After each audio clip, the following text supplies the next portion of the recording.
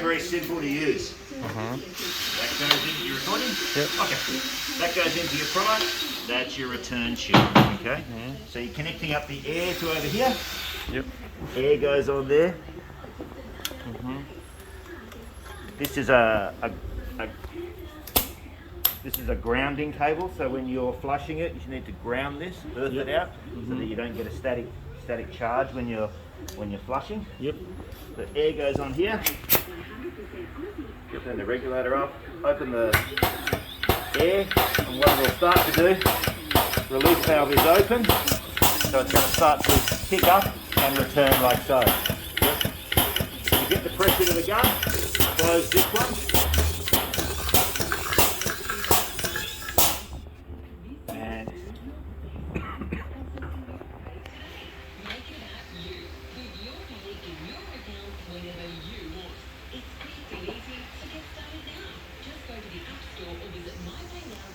And that'll be ready to spray. If you want more air pressure, which you'll need, you turn up the regulator here. Yep. Okay. Get my regulator turned down.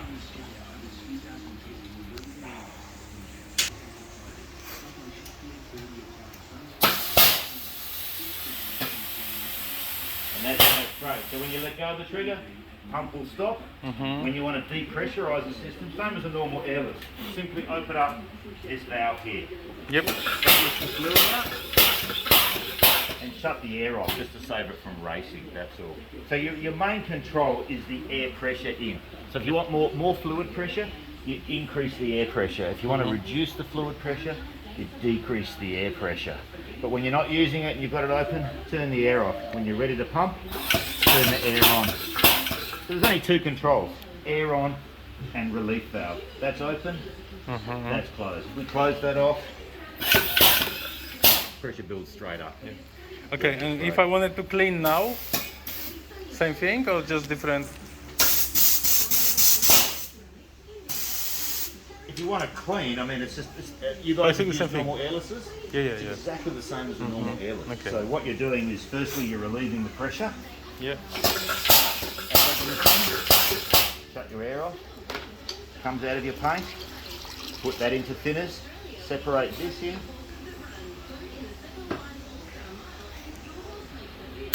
Okay.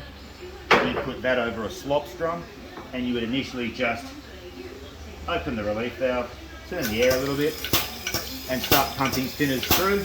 Put that into another drum until you get thinners coming through. Once you've got thinners coming through there, basically close this off. Yep. You could take the tips off like you would a normal. You can take the gun extension off, and you can just pump fluid through till you get On the cleanup, fluid yeah, coming yeah. through here. And how many filters they have? Well, it's got filter on the end of the suction pipe here. Yep, yep. It's got one intermediate filter in here. No pressure in it. One filter Yeah. here. it would be- Oh, you won't get it off. It's got Oh, you pressure wouldn't in go. it. Yeah, okay. One filter here. Yeah. Oops, the spring there. You go. All right, I'll see you Monday. Okay, thanks, Gary. That goes like so. Clean that one out. Okay, it's got a fine filter, like a 60 mil. That goes there. Okay, and the spring on the top, The spring actually sits like this, so it actually goes in the veil, yeah. down the tube Yeah, that the way. tube. Except push it down properly for Which you. one is? Okay, the wider in, yeah. Yeah, the wider at the top, because it pushes down on top of that.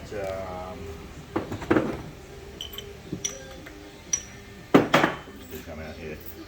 So it just pushes down on top of that filter. Easy way of doing it that way. Yep. It just gives it that bit of spring. That screws down there.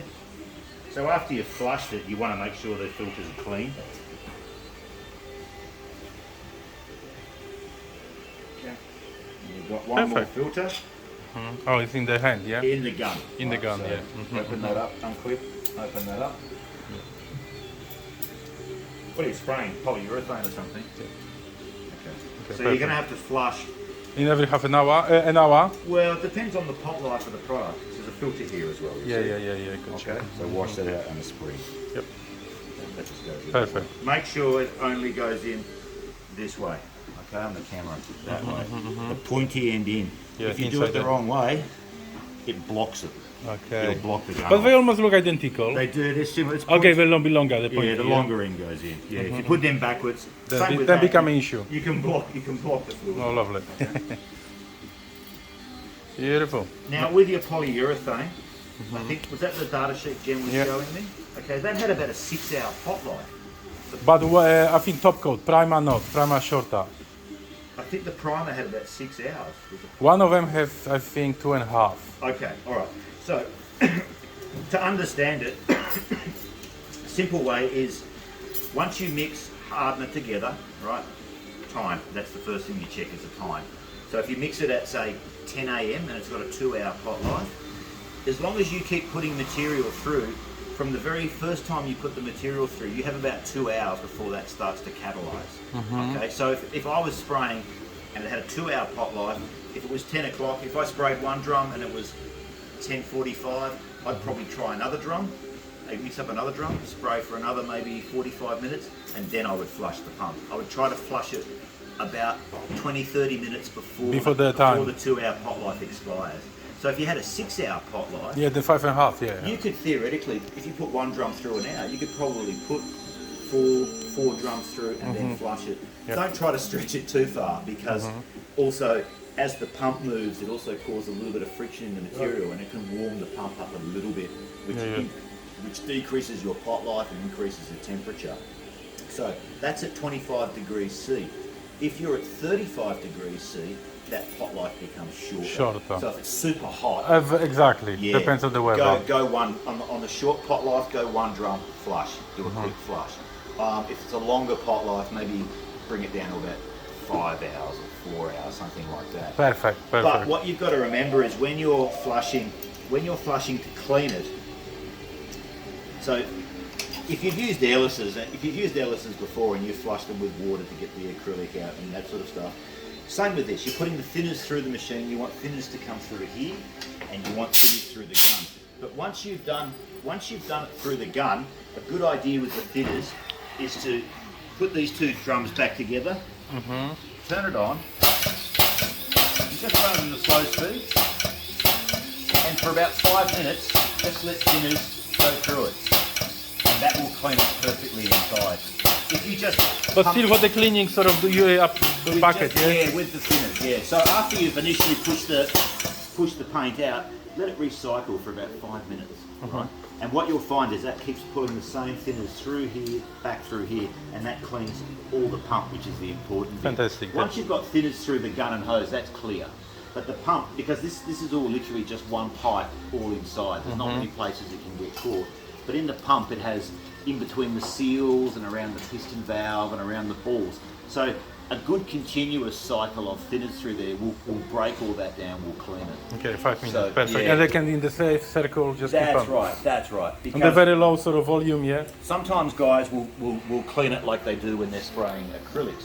They'll pull, they'll put this in. Yeah, do this separately and just... and they get a little bit of thinners coming through here and they think, oh great, done. But that's not enough for polys because the stuff still is stuck inside little bits. It just takes that bit longer in thinners to recirculate it. So a lot of guys... And how many liters, like a few liters? Well, when you want to break it down, right, you're going to be using two products, primer and you're going to be using poly, right? So I would suggest get it in 20-litre drums, right? But get a spare drum, a spare container. When you go to flush, you only need probably about 10 litres, right? So you only need to first put this in, probably a little bit more of that of thinners, right? All you need to do is initially prime it, get the paint out. As soon as the thinners come through, shut it off, right? Put it back in the drum. That's already got thinners through.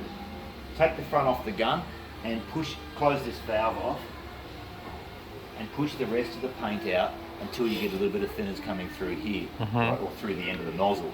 Once that's done, open this up, let it recycle, and that's going to clean it. You can use the same thinners over and over again. So when you go to paint, right, that thinners is in there. Mix up your paint, pull the paint through, thinners back, and that thinners you can use again for the next cleanup and the next cleanup. You can recycle the thinners over and over again. Don't use clean thinners every time. Yeah, so be waiting for me just to keep. Oh, it'll cost you a fortune. Yeah, fortune. Yeah. Unless for the very final one. Yeah. That's right, unless the thinners is so thick and rich. Yeah. But try to keep a lid on it, maybe put it into like a 20-litre tin with a lid if you can. But you can recycle the thinners, you can use it again and again and again.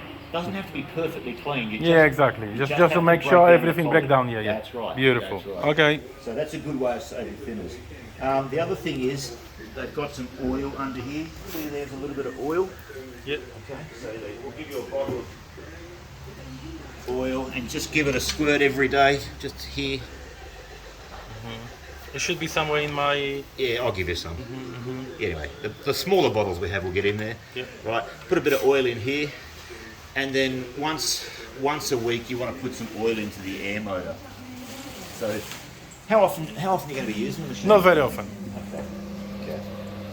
For the air motor, if you want to oil it, most of these get sold to industrial places. To oil the air motor, you need to unscrew this cap, right, which requires them having a big shifter. Ah, okay, And yeah. To take the cap off, you have to make sure there's no air on it, and you also have to make sure that the piston is up top. So that piston, you want to